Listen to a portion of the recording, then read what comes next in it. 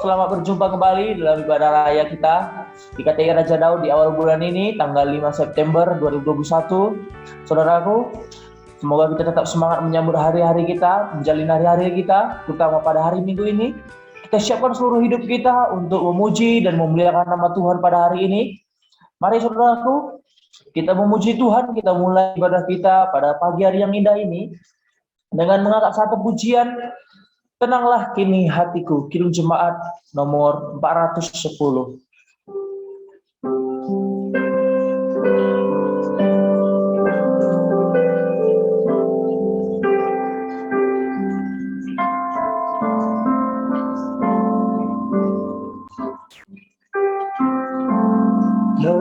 Tenanglah kini hatiku, Tuhan memimpin langkahku di tiap saat dan kerja, tetap ku rasakan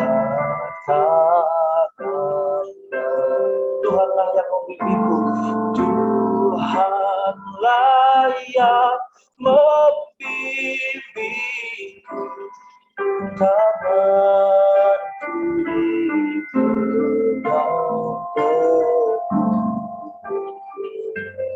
hatiku berserah penuh, tanganku dipegang teguh. Tak ku sesalkan hidupku, tak ku sesalkan hidupku, betapa juga nasibku, sebab Engkau tetap dekat, tanganmu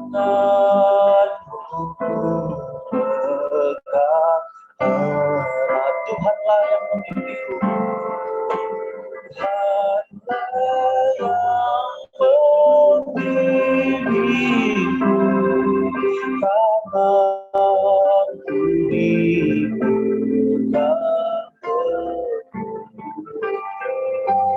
hatiku berserah penuh, tanganku dipegang teguh.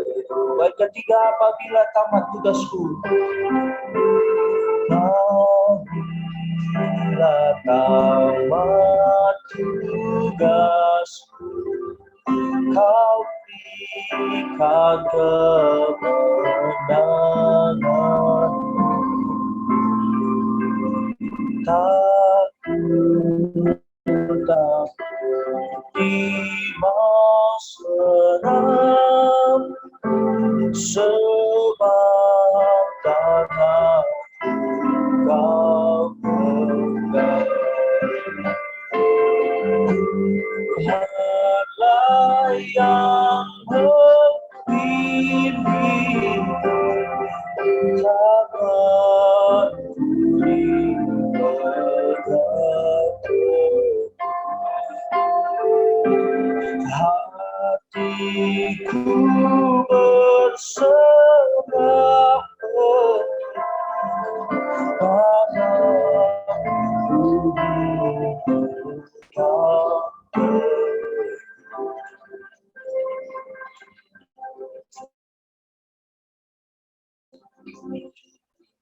Pertolongan kita adalah dengan nama Tuhan yang menciptakan langit dan bumi, yang memelihara kesetiaannya sampai selama-lamanya dan tidak meninggalkan perbuatan tangannya. Dalam nama Bapa, Putra, dan Roh Kudus, kasih karunia dan damai sejahtera dari Allah Bapa kita dan dari Tuhan Yesus Kristus menyertai kita sekalian. Amin. Amin. Kita memuji Tuhan kembali, saudaraku. Kita mau bersuka cita. Kita katakan, hari ini kurasa bahagia.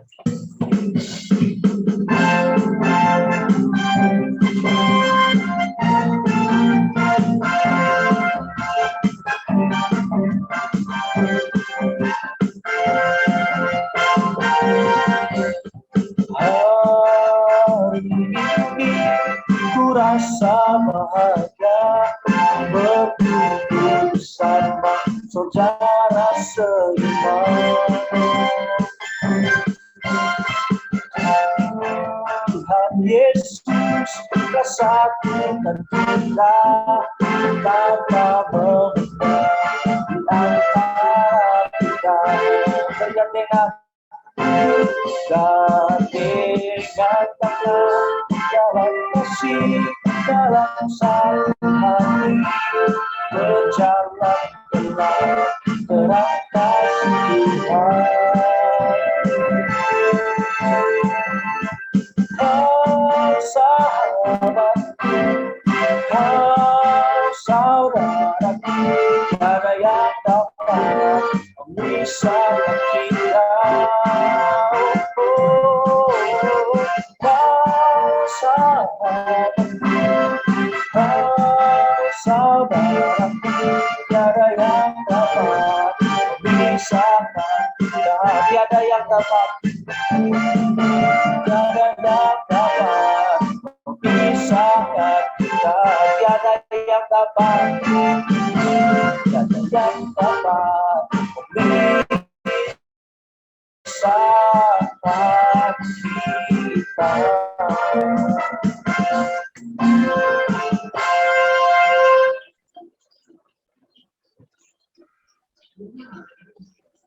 Marilah kita datang mengakui dosa dan kelemahan kita di hadapan Tuhan dengan tulus ikhlas dalam doa. Allah Maha Pengasih dan Maha Penyayang, di hadapan-Mu kami mengaku segala dosa dan kesalahan kami, baik dengan pikiran, perkataan, maupun perbuatan. Kami mendukakan hati-Mu dengan tidak hidup sesuai kehendak-Mu. Kami mendukakan hati sesama dengan menutup diri terhadap mereka yang lemah. Ampunilah dosa kami, ya Allah. Tolonglah kami, supaya kami tidak hidup lagi dalam dosa, melainkan Kristus yang hidup di dalam kami, dan kami pun hidup di dalam Dia. Karuniakanlah kepada kami kemampuan untuk hidup baru bagi kemuliaan nama-Mu. Amin. Janji Allah tentang pengampunan dosa. Jika kita mengaku dosa kita, maka Ia adalah setia dan adil, sehingga Ia akan mengampuni segala dosa kita dan menyucikan kita dari segala kejahatan. Kemuliaan bagi Allah di tempat yang maha tinggi. Amin.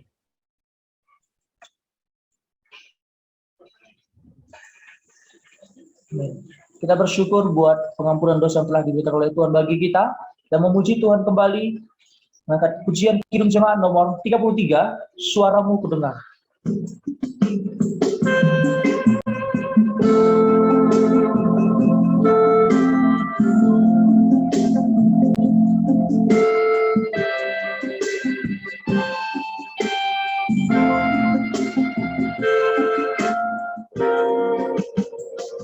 Suaramu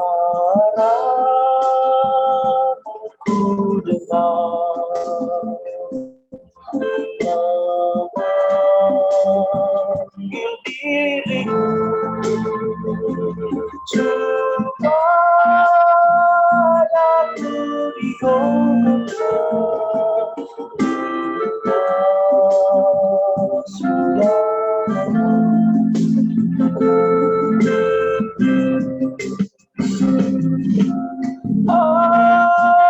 aku datanglah, Tuhan padamu, dalam bangkamu kudus, sucikan diriku.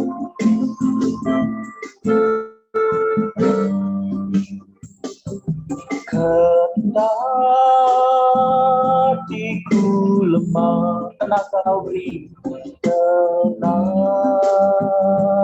kau beri, kau hapus aib dosaku, hidupku pun bersih. Aku datanglah, aku datanglah,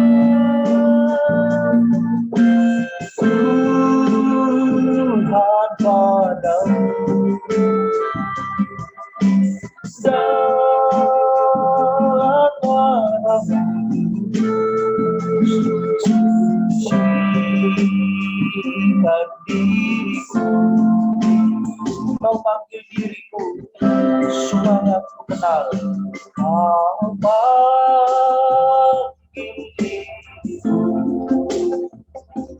supaya ku kenal. Di harapan yang teguh yang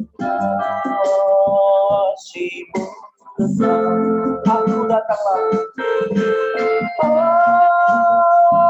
Aku datanglah,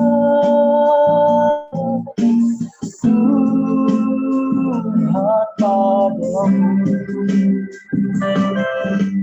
Dalam darah-Mu suci kami.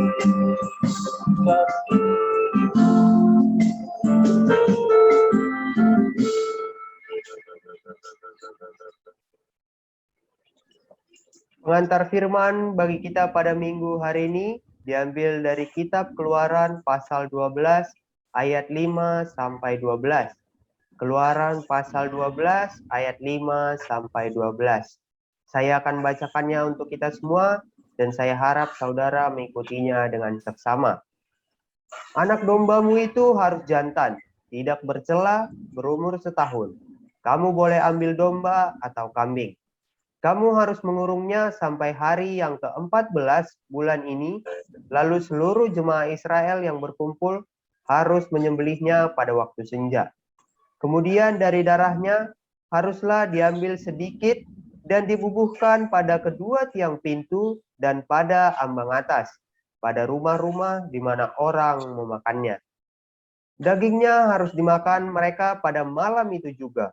Yang dipanggang mereka harus makan dengan roti yang tidak beragi beserta sayur pahit. Janganlah kamu memakannya mentah atau direbus dalam air. Hanya dipanggang di api, lengkap dengan kepalanya dan betisnya dan isi perutnya. Janganlah kamu tinggalkan apa-apa dari daging itu sampai pagi. Apa yang tinggal sampai pagi, kamu bakarlah habis dengan api. Dan beginilah kamu memakannya. Pinggangmu berikat, kasut pada kakimu, dan tongkat di tanganmu. Buru-burulah kamu memakannya, itulah Paskah bagi Tuhan.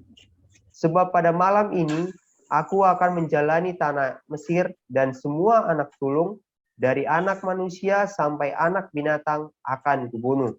Dan kepada semua Allah di Mesir akan kujatuhkan hukuman. Akulah Tuhan. Demikianlah firman pada minggu hari ini. Berbahagialah orang yang mendengarkan firman Tuhan dan tekun melaksanakannya. Amin. Kita terus memuji Tuhan, saudaraku. Kita bersama-sama mengatakan, ajar ku mengenalmu.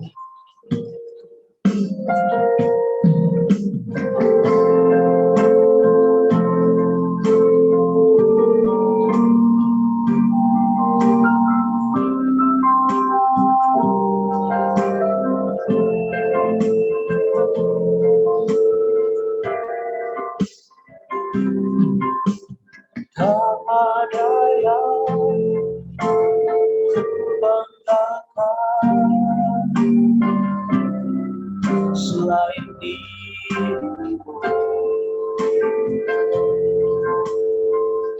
ada yang kuinginkan, hanyalah Engkau. Aku ingin dalam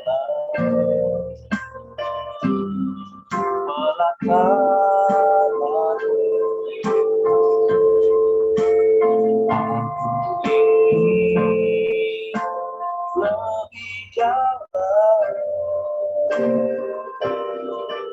di hadiratmu, ajarku mengenal bahwa aku lebih mengenalmu. Pribadiku yang ku rindu, ajak mengenalmu.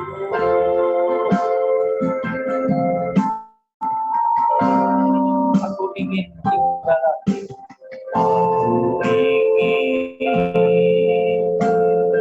tinggal dalam pelataranmu. Aku ingin lebih dalam di hadiratmu.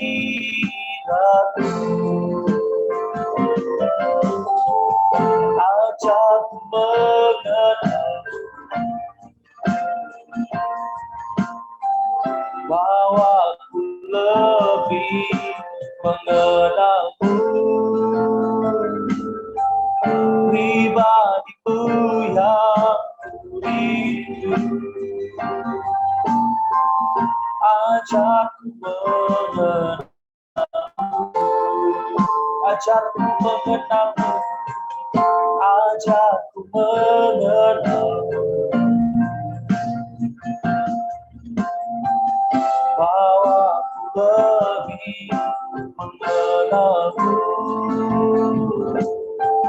pribadiku yang rindu. Ajarku mengenalmu, ajarku mengenalmu, ajarku mengenalmu.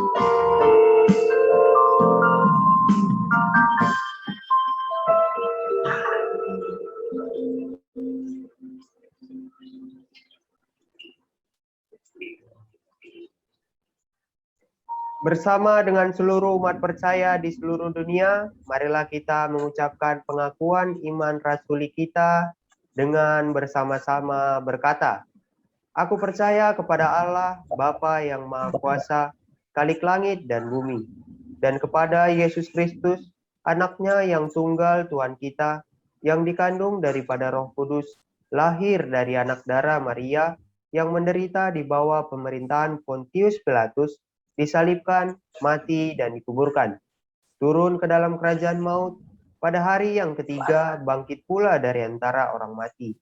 Naik ke surga, duduk di sebelah kanan Allah, Bapa yang Maha Kuasa, dan akan datang dari sana untuk menghakimi orang yang hidup dan yang mati. Aku percaya kepada Roh Kudus, gereja yang kudus dan am, persekutuan orang kudus, pengampunan dosa, kebangkitan daging, dan hidup yang kekal. Amin. Warta jemaat bagi kita pada minggu hari ini, kita awali seperti biasa dari persembahan.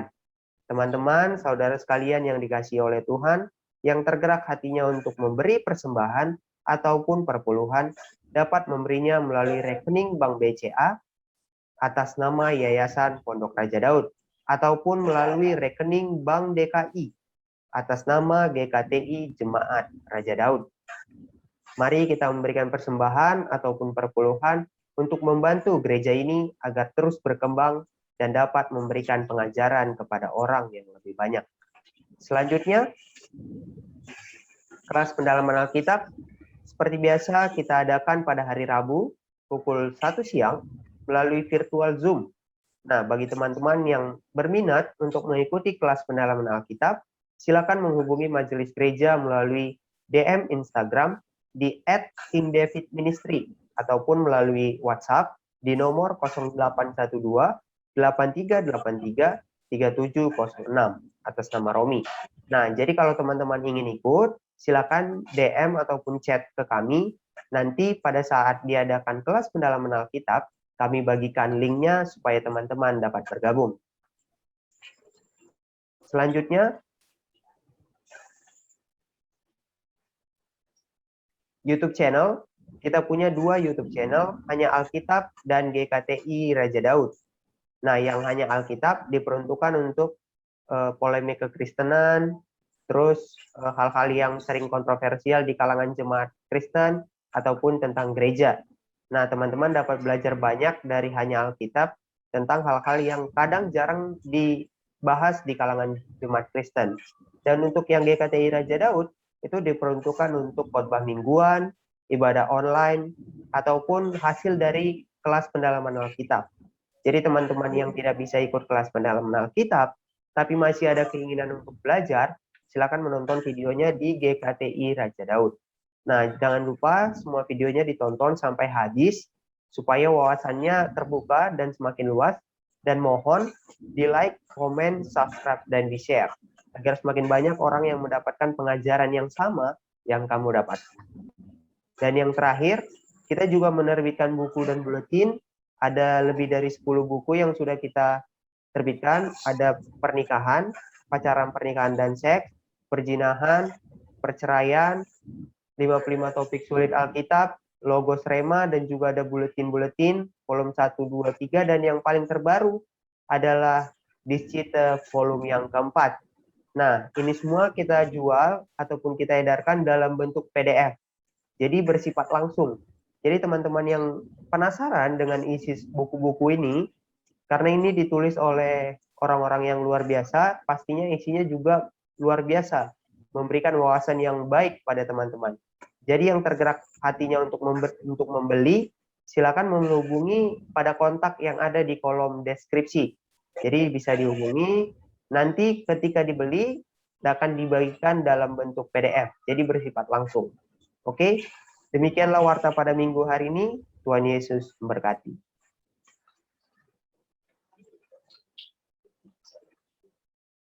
Puji Tuhan, Bapak Ibu yang dikasih oleh Tuhan, sudah saatnya kita mau mendengarkan firman Tuhan. Pada pagi hari ini kita siapkan bejana hati kita siapkan seluruh hidup kita untuk mendengarkan firman Tuhan yang akan disampaikan oleh Bapak Gembala Sidang pada pagi hari ini. Kita sama-sama memuji Tuhan, kita katakan, kusiapkan hatiku Tuhan.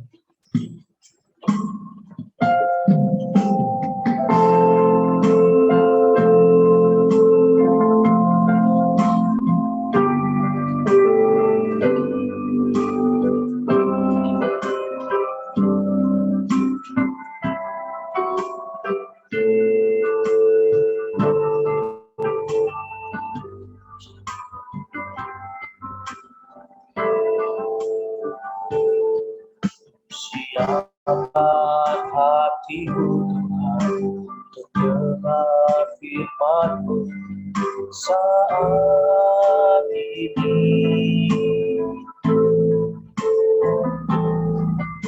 Sujud menyembah Tuhan, masuk hadirat-Mu saat ini. Surahkan urapan-Mu Tuhan bagi jemaat saat ini.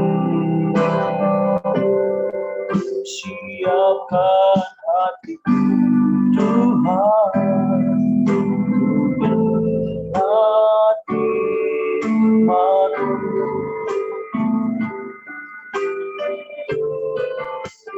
Firman-Mu Tuhan, tiada berubah.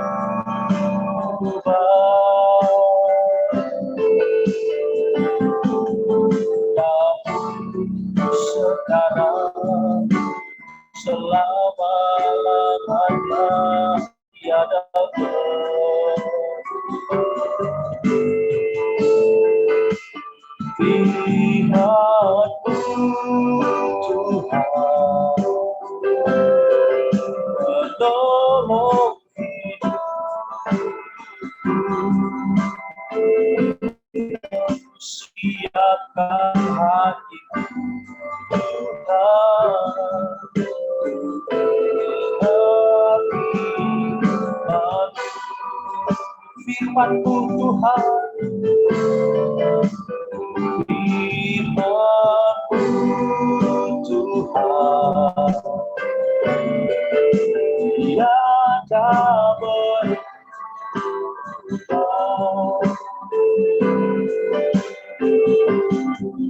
Dahulu, sekarang, selama-lamanya, tiada berubah.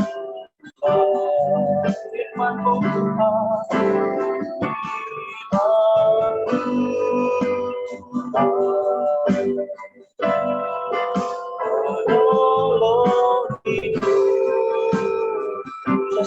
dapat ku siapkan hatiku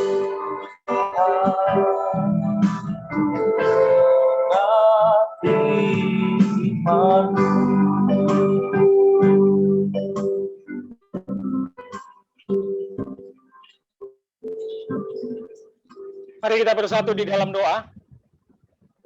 Bapa, kami mengucap syukur pada hari ini kami bisa kembali beribadah, memuji, memuliakan nama-Mu, mengkuduskan hari-Mu. Walaupun kami masih dalam keadaan ibadah online di tempat kami masing-masing ya Bapa, tapi tidak mengurangi sukacita kami untuk terus menyembah dan memuliakan nama-Mu.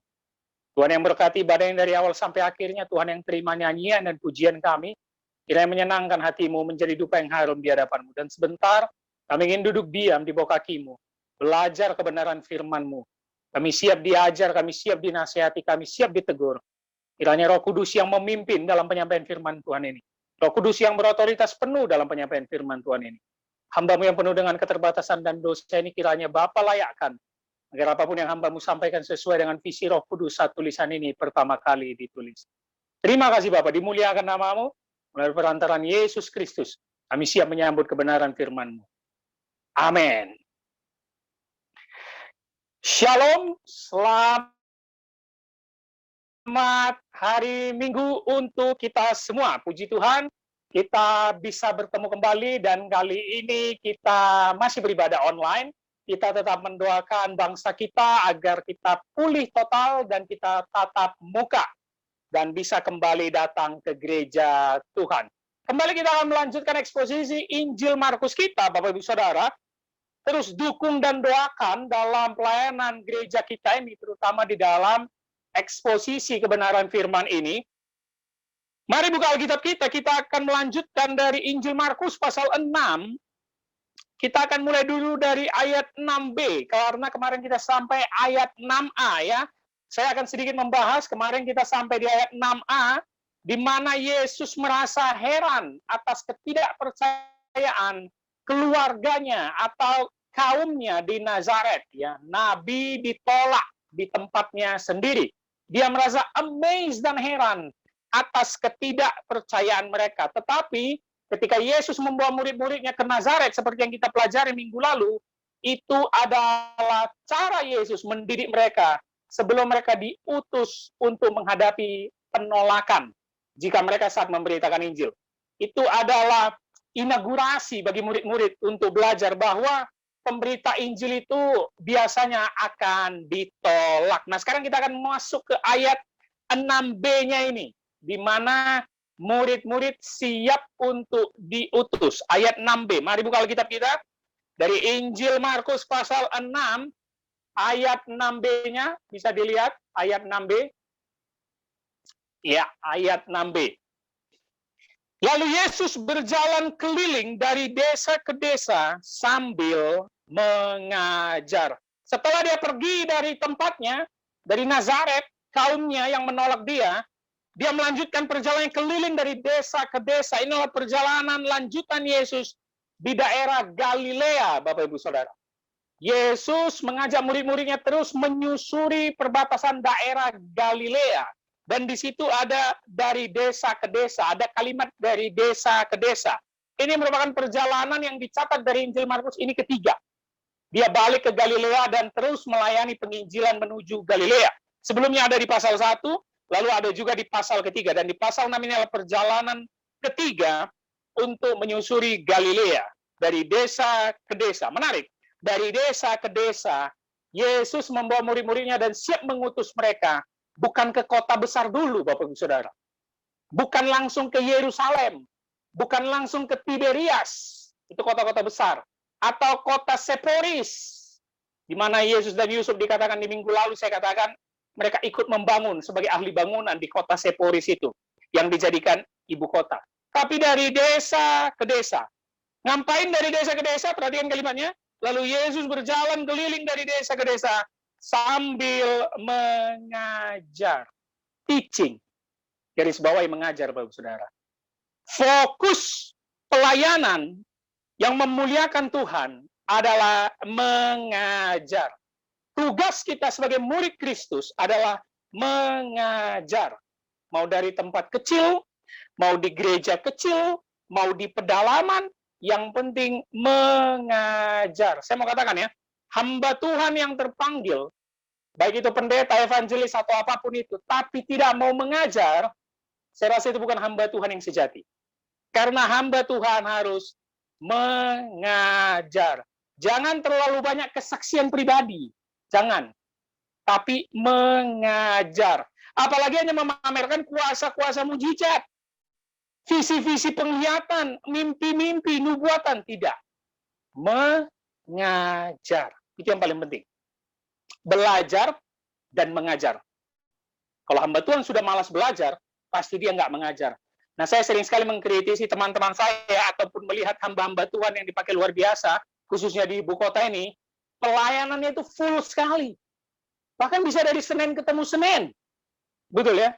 Saya hanya mengkritik satu hal. Saya pernah berbicara sama teman saya yang pelayanannya begitu dahsyat. Bukan dasar iri, bukan. Kok kapan belajarnya? Gitu loh maksud saya. Saya pernah membaca salah satu tulisan profesor teologi. Dia berkata seperti ini, Bapak Ibu Saudara. Hamba Tuhan yang kebanyakan pelayanan perlu dicurigai. Kapan dia baca bukunya? Kapan dia mengeksegese khotbahnya yang begitu banyak?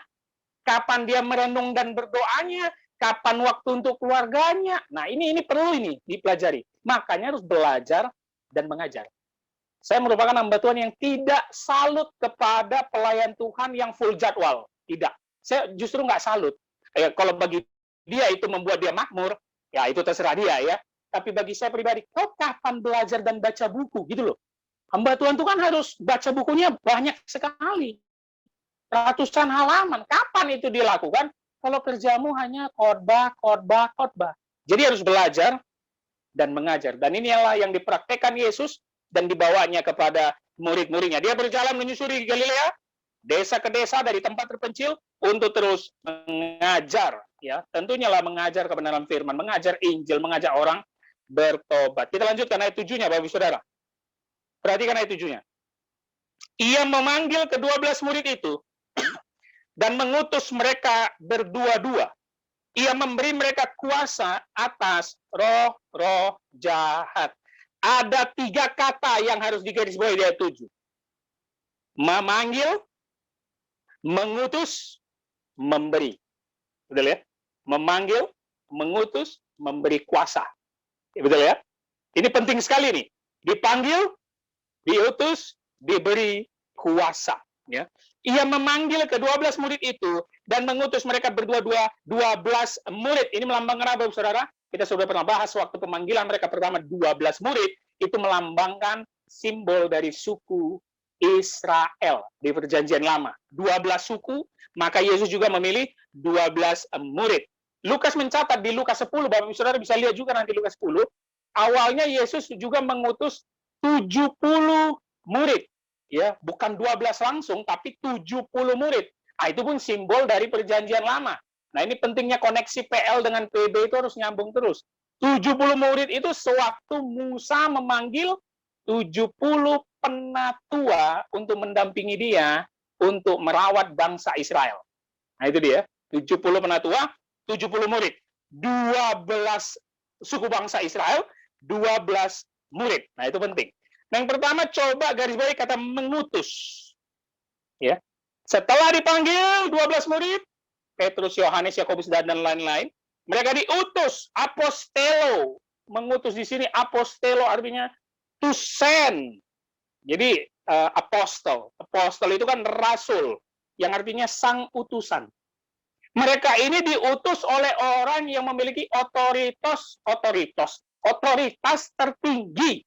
Ya, otoritas tertinggi dan lebih superior dibanding mereka. Itu arti apostol. Mereka itu diutus oleh orang yang memiliki otoritas tertinggi. Dan itu sudah pasti siapa? Yesus. Ya. Itu makna diutus, apostol, rasul, diutus. Nah, ini menarik kalau kita perhatikan konteks di zaman dulu, Rabi Yahudi itu jarang mengutus murid. Ya. Kalau praktek ada, setelah mereka belajar teori, ada praktek, tapi kalau mengutus itu nggak ada, Bapak Saudara. Makanya Yesus ini Rabi Yahudi yang pelayannya sangat berbeda dengan mereka. Konon lagi para filsuf di zaman itu yang sangat mempengaruhi. Filsuf Yunani itu, mereka nggak ada praktek. Kebanyakan teori dengan pemikiran mereka yang begitu cerdas, filsuf-filsuf itu terus belajar di kelas. Tapi Yesus enggak. Setelah diajarkan lewat firman dan kelakuan Yesus, mereka sekarang diutus. Nah, pengutusan ini kalau Bapak Saudara sadari dari Perjanjian Lama, ini identik sekali dengan kisah Musa. Bagaimana Allah memanggil dia ketika dia di tanah Midian, kan? Lalu dia diutus untuk membebaskan bangsanya Israel di tengah perbudakan Mesir. Tentu yang membingungkan dari ayat 7 ini apa, Bapak Saudara? Ayo kita kritisi apa? Kenapa harus berdua-dua? Ini menarik ya. Kenapa Yesus itu mengutusnya dua-dua gitu loh? Kok nggak tiga-tiga biar lebih banyak gitu kan? Ya tentu saja lagi-lagi dikaitkan Markus dengan Perjanjian Lama bahwa dua-dua itu memberikan testimoni atau kesaksian yang sah. Itu sesuai dengan hukum Taurat di Perjanjian Lama. Suatu kesaksian itu sah kalau dikatakan 2 atau 3 orang lebih bahwa perkara itu sah. Jadi ketika mereka diutus untuk memberitakan Injil, 1 orang memberitakan, lalu 1 orang menimpali. Inilah Injil itu, inilah Yesus itu. Maka kesaksian itu menjadi sah. Selain itu diutus berdua-dua tentunya sebagai apa? Partner untuk saling menguatkan. Ini pola pelayanan yang terus diterapkan mulai dari zaman Yesus sampai Rasul. Bapak Saudara kalau baca Perjanjian Baru lihat, Petrus sama Yohanes, Paulus sama Barnabas, selalu berdua-dua. Ini pola yang memang sudah dibentuk oleh Yesus, ya, berdua-dua. Lalu lanjutkan kalimatnya apa? Setelah dipanggil, diutus, memberi kuasa. Garis bawahi kata kuasa, exousia dalam bahasa aslinya, power, ya. Power super, ya, supernatural power, atau juga otoritas diberikan. Istilahnya, apa yang sudah dikerjakan Yesus selama ini, mujizat-mujizatnya, itu diberikan juga kepada murid-muridnya. Tapi lagi-lagi coba perhatikan ayat 7-nya. Kata yang paling penting harus kita cermati dan kita lihat, Bapak Saudara, adalah apa? Ia. Ia memanggil dan mengutus, ia memberi kuasa. Artinya Yesuslah yang mengerjakan semua ini di dalam pelayanan murid-murid. Yesuslah yang menunjukkan otoritasnya memanggil dan mengutus serta memberikan kuasa. Bapak Saudara paham ya, tidak ada satu rabi pun bisa memberi kuasa. Nggak ada. Hanya Yesus dengan segala bentuk mujizatnya diberikannya kuasa kepada 12 murid. Pengutusan 12 murid, kalau kita pahami secara konteks budaya, ini sindiran Bapak Saudara kepada bangsa Israel, khususnya di Galilea. Kenapa? Karena ini untuk mengejek atau menyindir pengajar-pengajar palsu seperti ahli Taurat dan orang Farisi yang tidak memberitakan kerajaan Allah. Kenapa 12 murid diutus itu sebagai sindiran? 12 murid yang dipanggil dan diutus Yesus ini adalah orang-orang biasa. Bahkan orang-orang yang dicap berdosa. Bayangkan Bapak Saudara, penjala ikan, ya kan? 70% itu murid Yesus itu penjala ikan, nelayan, kan? Matius pemungut cukai, elah siapa yang mau percaya, ini mantan penjahat ini, pemungut cukai. Simon orang jelot, pemberontak, Bapak Ibu Saudara. Jadi murid Yesus sekarang diutus memberitakan Injil. Betapa luar biasanya cara Yesus sebagai rabi Yahudi untuk mengutus orang-orang yang dicap berdosa memberitakan kerajaan Allah. Nah, kuasa apa saja yang diberikan Yesus? Dicatat di ayat 7, kuasa atas roh jahat. Kalau Matius mencatatnya selain kuasa atas roh jahat, menyembuhkan orang sakit, membangkitkan orang mati, melahirkan orang kusta. Luar biasa ya. Murid Yesus itu sudah membangkitkan orang mati. Luar biasa. Apa yang dikerjakan Yesus?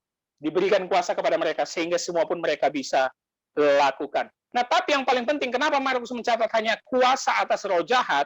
Karena roh jahat ini suatu hal yang cukup langka di dalam Perjanjian Baru. Bukan hanya Perjanjian Baru, Bapak Ibu Saudara, kalau baca Perjanjian Lama, tidak ada itu. Pengusiran-pengusiran setan itu nggak ada. Ya. Jadi kuasa atas roh jahat ini diyakini di dalam salah satu literatur Yahudi, ini adalah sumber di luar Alkitab, literatur Yahudi, diyakini ada satu tulisan, mereka meyakini kalau Mesias datang, ya, Mesias datang, dia akan memberikan anak-anaknya kuasa untuk menginjak iblis dan roh jahat. Makanya Markus mencatat kuasa yang diberikan itu roh jahat, karena di dalam literatur Yahudi, ya, tulisan-tulisan di kitab mereka, Mesias datang akan memberikan kuasa kepada anak-anaknya untuk menginjak-injak roh jahat dan iblis. Dan kenapa kuasa roh jahat lebih ditekankan Markus dibandingkan menyembuhkan orang atau membangkitkan orang mati? Karena Markus melihat kuasa ini berbeda.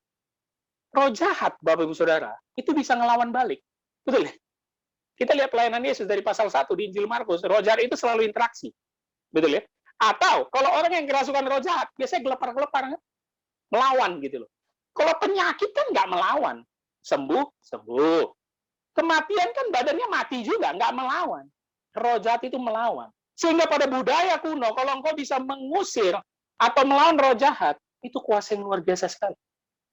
Karena ada perlawanan antara ilah, ya, yang berhala atau roh jahat dengan kuasa Allah yang sejati. Dan itu dimenangkan oleh kuasa Allah sejati lewat pelayanan yang diberikan oleh Yesus Kristus. Itu dia kuasa atas roh jahat. Bapak Saudara, apa yang kita lihat di ayat ke-7 ini? Ketika engkau terpanggil, maka engkau akan diutus. Itu dia. Ketika engkau dipanggil menjadi hambanya, ketika engkau dipanggil menjadi pelayan Tuhan, maka engkau harus siap diutus. Bukan soal pelayanan buat mujizatnya lagi, tapi adalah memberitakan Injil, kerajaan Allah. Mujizat hanya menjadi sarana untuk orang mengenal siapa itu Yesus. Sering sekali orang mengambil ayat 7 ini hanya mencomot kalimat diberi kuasa atas roh jahat. Oh haleluya, memang ayat ini tergenapi bahwa kita masih bisa melakukan mujizat sampai sekarang sama seperti dilakukan oleh rasul-rasul. Enggak, Bapak Saudara. Lihat ya. Ini kita pahami ya. Kenapa Yesus hanya memanggil 12? Nah, itu dulu. Ini enggak sembarangan. Dan kenapa hanya 12 ini? Akhirnya dia memberikan segala bentuk kuasanya kepada mereka. Karena memang 12 rasul adalah agen atau utusan dari Yesus untuk orang-orang mengenal siapa Yesus dan Allah sejati.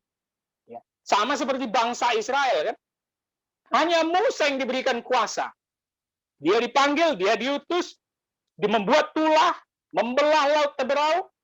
Hanya Musa, tidak semua orang. Sehingga ayat ini jangan kita comot bahwa kita pun sekarang mengidentifikasikan diri kita sebagai rasul, nabi, udah nggak ada. Seiring dengan hilangnya jabatan nabi dan rasul, Alkitab sudah dikanon, maka dalam pemahaman saya, mujizat-mujizat yang dilakukan rasul itu sudah tidak berlaku. Karena Alkitab sudah cukup. Tentulah kalau ada pelayanan kita berdoa untuk orang yang sakit, kita berdoa untuk kesembuhan mereka, kita berdoa untuk mengusir setan dalam nama Yesus. Tapi fokus pelayanannya bukan itu. Lihat ayat 6b tadi apa? Mengajar. Sebagai orang Kristen, kita terpanggil dan diutus, Bapak Ibu Saudara.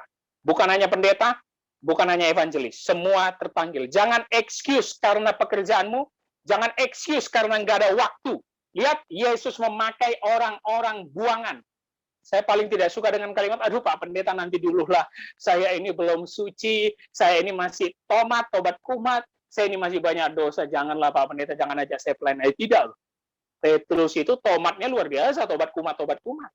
Paulus mantan penganiaya. Simon orang jelot, pemberontak. Matius memungut cukai, dianggap pengkhianat, dipakai Tuhan. Bapak Saudara dengarkan khotbah minggu ini, siapapun engkau, jangan excuse untuk melayani Tuhan. Walaupun engkau sekarang belum sepenuhnya menyerahkan diri pada Tuhan, kita lihat firman hari Minggu ini, engkau bertobat dan melayani Tuhan. Siap dipanggil, siap diutus, maka Tuhan akan memperlengkapi engkau. Kita perhatikan ayat 8-nya. Perhatikan ayat 8-nya, Bapak Saudara. Dan berpesan kepada mereka supaya jangan membawa apa-apa dalam perjalanan mereka, kecuali tongkat, roti pun jangan, bekal pun jangan, uang dalam ikat pinggang pun jangan. Wow. Ini menarik. Setelah diberi kuasa, siap diutus, Yesus berpesan, jangan membawa apa-apa dalam perjalanan. Ini pengutusan ekspres, Bapak Saudara. Nggak ada persiapan nih. Nggak ada packing-packingan nih. Express langsung. Yesus melarang murid membawa barang-barang normal untuk kebutuhan hidup sehari-hari. Dilarang. Tapi perhatikan apa?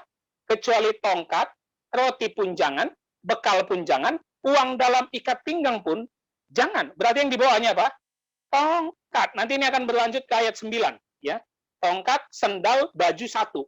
Hanya itu yang boleh dibawa. Tongkat, sendal, baju satu. Roti jangan, bekal jangan. Bekal di sini dalam terjemahan Inggrisnya bag sebenarnya. Tas. Jadi tas itu yang sering ditaruh di sini dan di dalamnya ada uang atau makanan roti mereka. Makanya disebut bekal. Ya. Jadi bukan bekal, tapi terjemahan Inggrisnya bag, tas, yang biasa dipakai oleh orang-orang kuno untuk membawa semua perlengkapan hidup mereka. Nah, Markus mencatat tongkat boleh dibawa.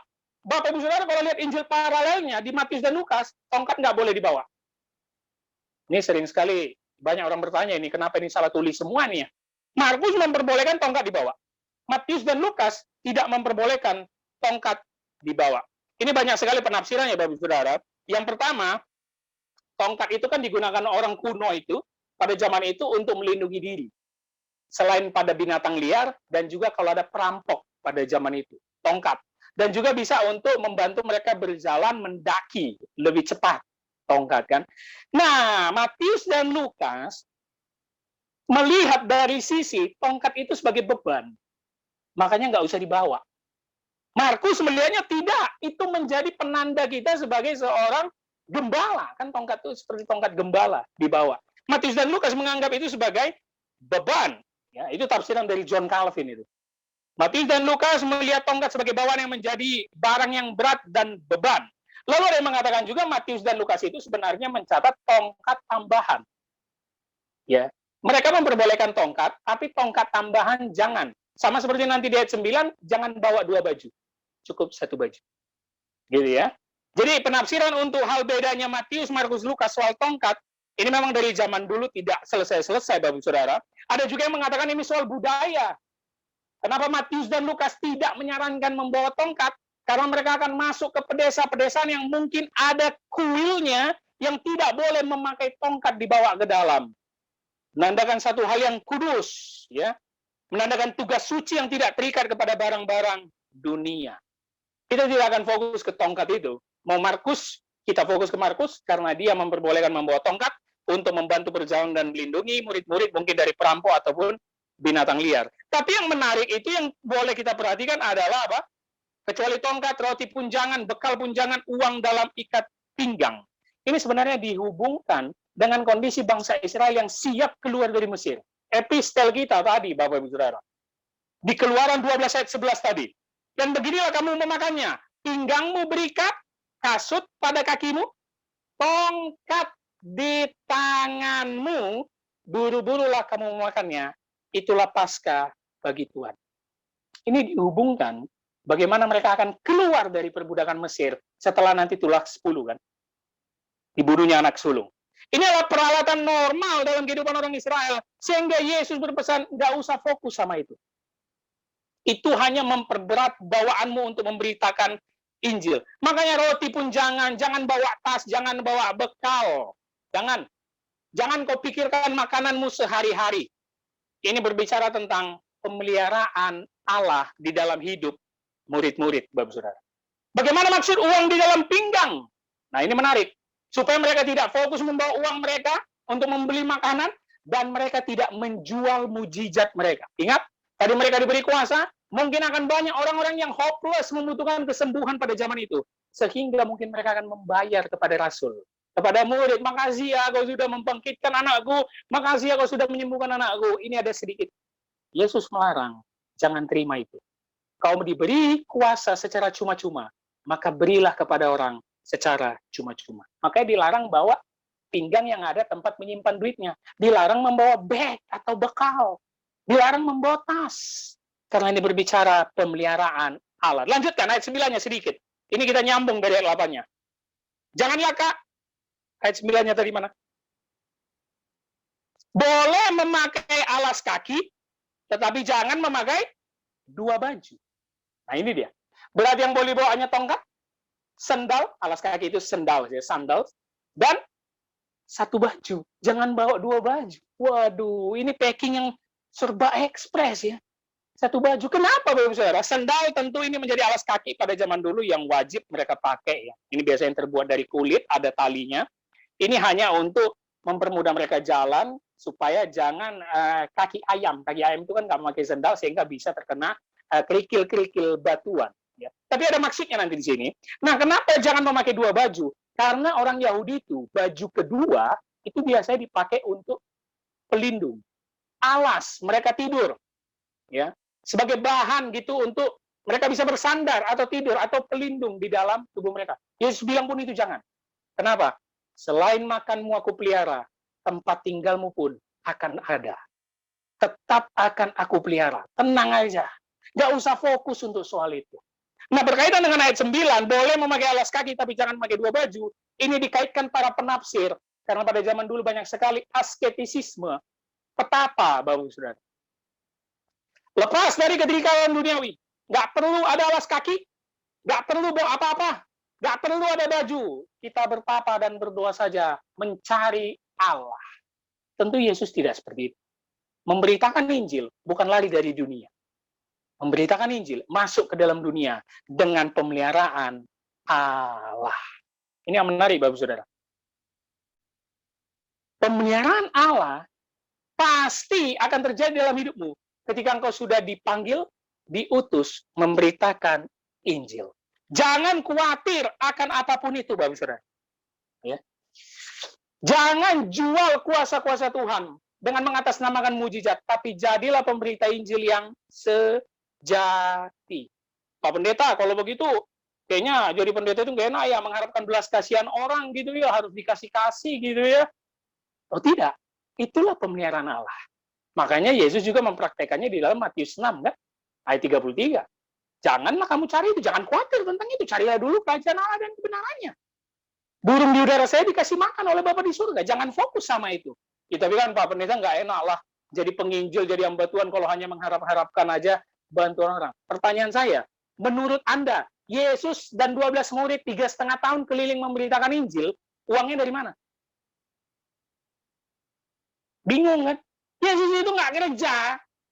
Petrus dan Yohanes itu nggak pulang balik ngambil ikan. Uangnya dari mana? Ya dikasih orang. Gimana sih?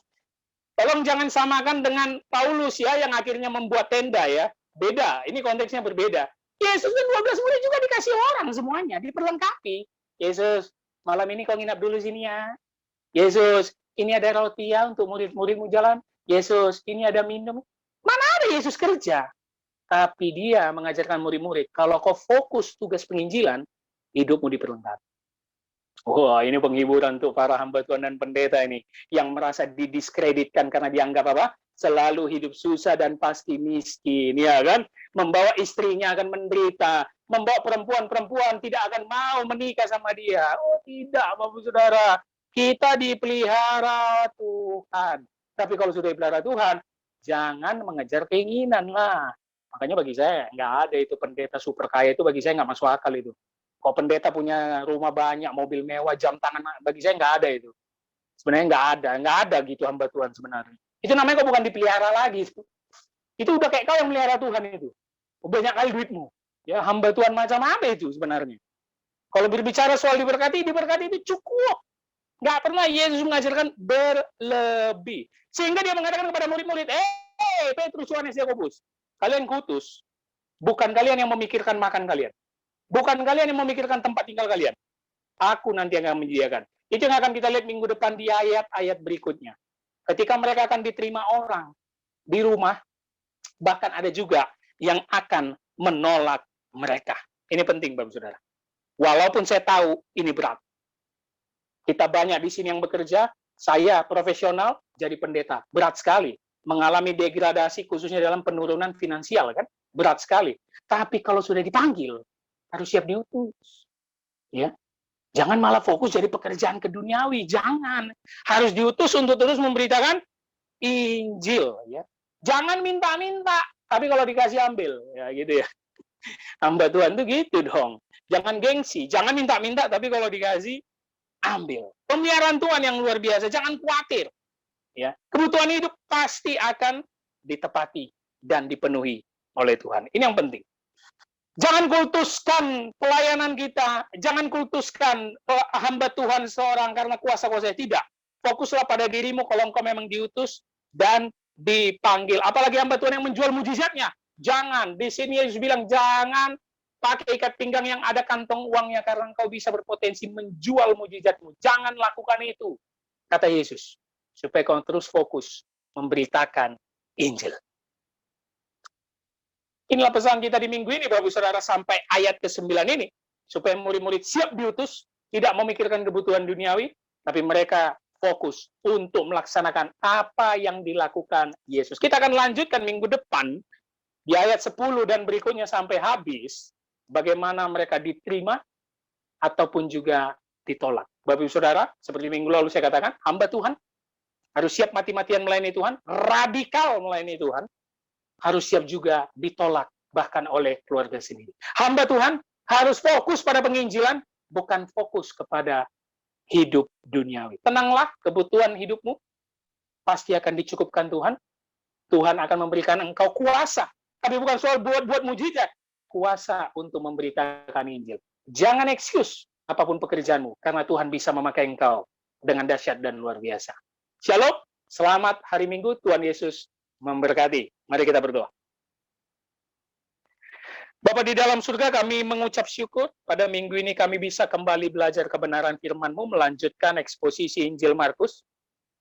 Kiranya Roh Kudus yang memateraikan firman dalam hati dan pikiran kami, di mana hari ini kami belajar pengutusan murid-murid supaya bergantung kepada Allah. Bahwa Yesus akan mencukupkan hidup kami ketika kami fokus di dalam pemanggilan kami untuk memberitakan Injil. Pakai kami Tuhan, siapapun kami, orang percaya, orang Kristen, untuk berani memberitakan Injil kepada banyak orang di luar sana. Berdampak bagi orang-orang di sekitarnya, sehingga nama-Mu saja dimuliakan. Terima kasih Bapak, cukupkan kebutuhan kami, Tuhan yang tolong dan Tuhan yang bantu kami, apapun pergumulan hidup kami, Tuhan yang selalu pelihara hidup kami. Dalam nama Yesus Kristus, kami telah berdoa dan mengucap syukur. Amin.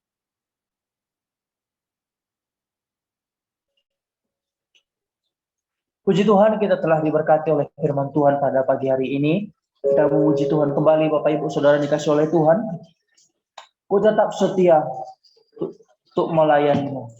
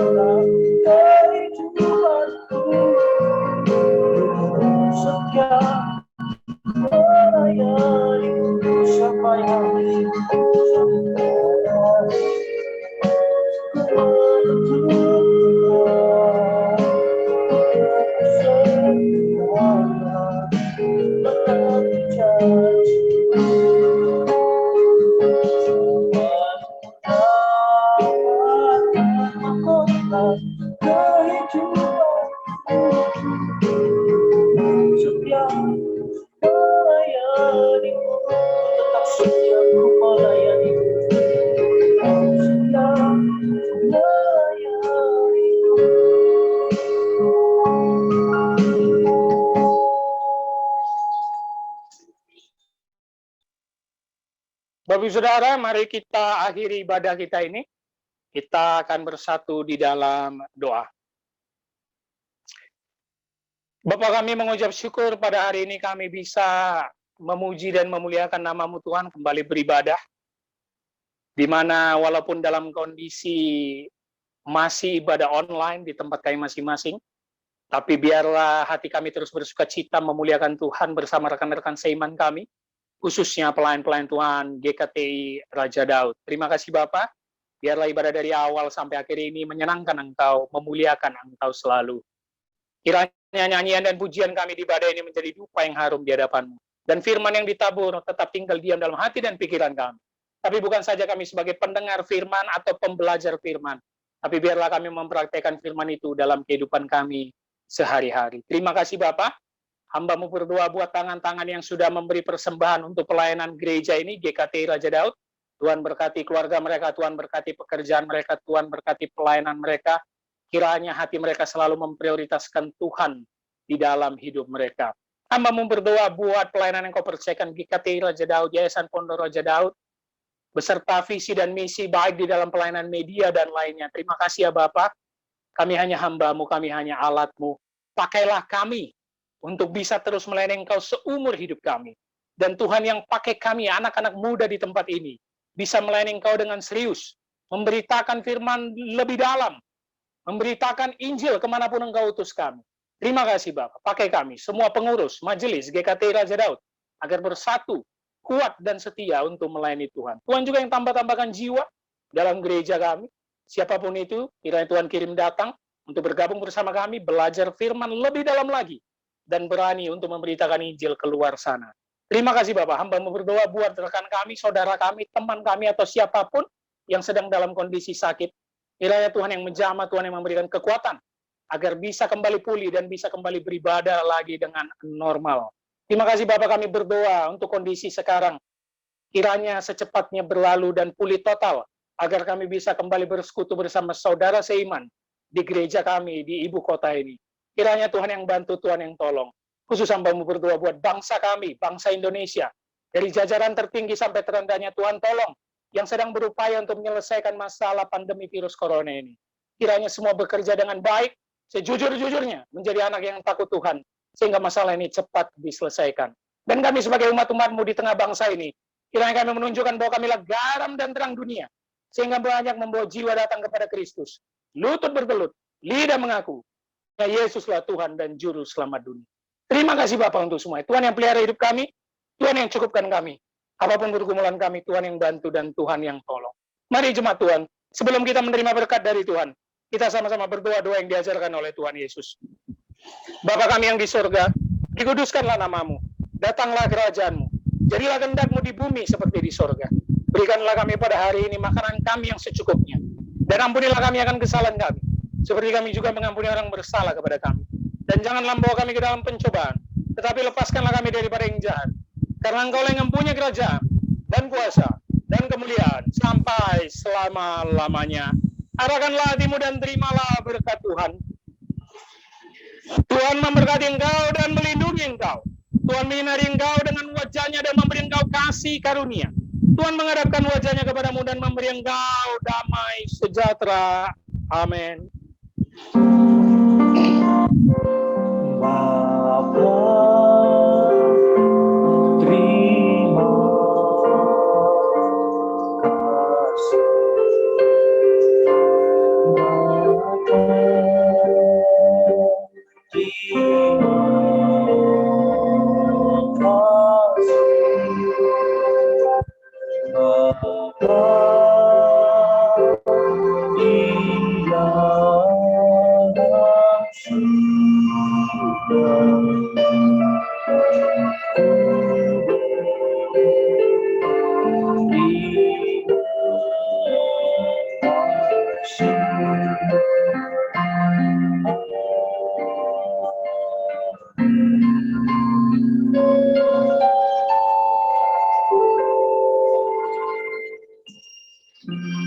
Amin.